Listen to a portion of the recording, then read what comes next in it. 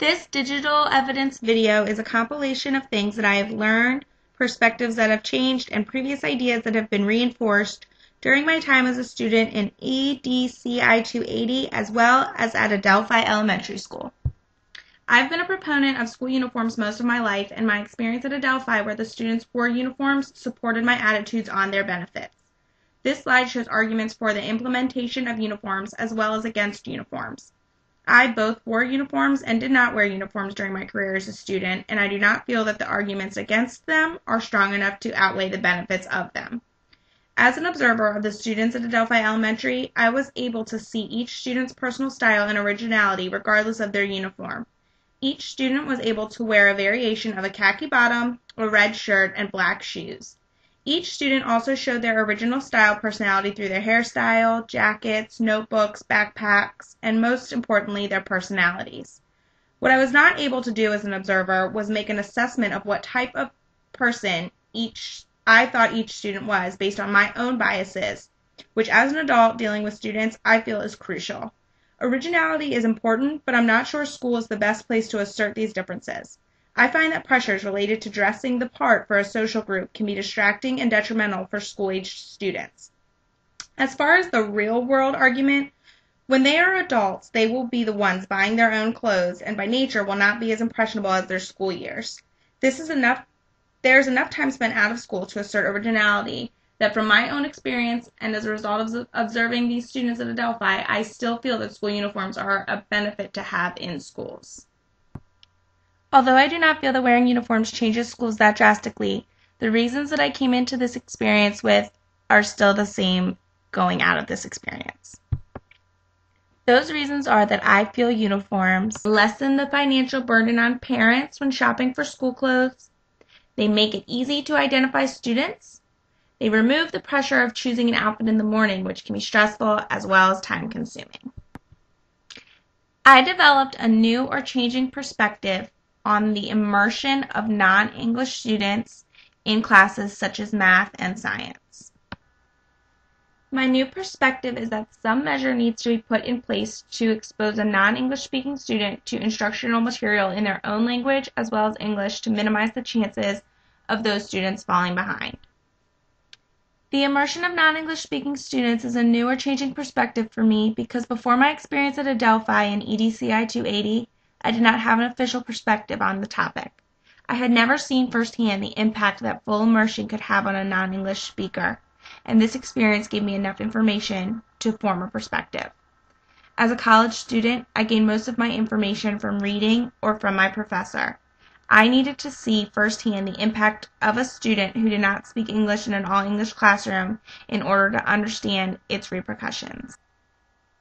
This perspective has left the biggest impact on me out of all the information I've gained this semester. I struggled week to week based on what I saw in a full immersion 4th grade math class. Upon further analysis, I realized that full immersion poses challenges on the teacher, the English-speaking students, as well as the non-English-speaking student.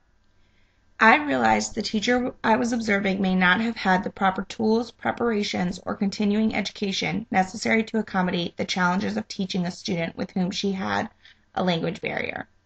This perspective also ties in with my changed perspective on the No Child Left Behind Act. I was able to fully understand that the teacher has an obligation to teach the mandated curriculum to the majority of students in a certain amount of time. With the pressure to teach most, not all, of the students, it was apparent that the No Child Left Behind Act was almost directly related to certain children being left behind. As this is a new perspective for me, I do not know what the best alternative is to this method of full inclusion.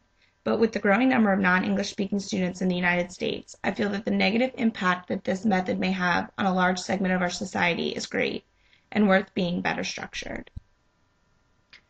From this experience, I have maintained my same perspective on the No Child Left Behind Act, but I have developed different reasons for it.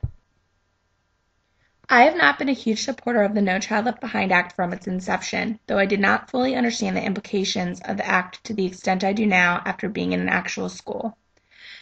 Adelphi Elementary School retains most of its teachers. This is a huge asset to this school. With the pressures of No Child Left Behind, it is evident that better teachers would be more tempted to leave schools comprised of students who may be less likely to meet the minimum requirements set by the No Child Left Behind Act. Rather than implement increased support for schools that face more external as well as internal challenges, they almost decrease the chances for success for these schools by placing very difficult and sometimes unrealistic challenges on the teachers. The standardization of tests and the strong focus on math and reading do not give credence to the different challenges faced by different schools, such as high numbers of non-English speaking students or high concentrations of illiteracy in certain communities. Nor does it give validation to different learning styles, subject strengths, or interests of the different students. I feel in order for the No Child Left Behind Act to realistically work, there needs to be professional support provided per school district. This needs to be structured and implemented on the ground level. People who are invested in and who have a stake in a community should be given the means to enhance the professional development of its teachers. This could help better equip and prepare teachers to deal with and accommodate the needs and challenges as well as the strengths of the students in their school districts. As a future teacher, I want to learn more about the most effective way to assess the process of a school without standardizing an entire state or nation. I also want to learn a more effective way to include not English-speaking students into English classrooms. I'm also curious how schools can implement continued learning for their teachers to really touch on and improve issues significant to their school. My experience in EDCI 280 has completely reinforced my drive and dedication to be a teacher.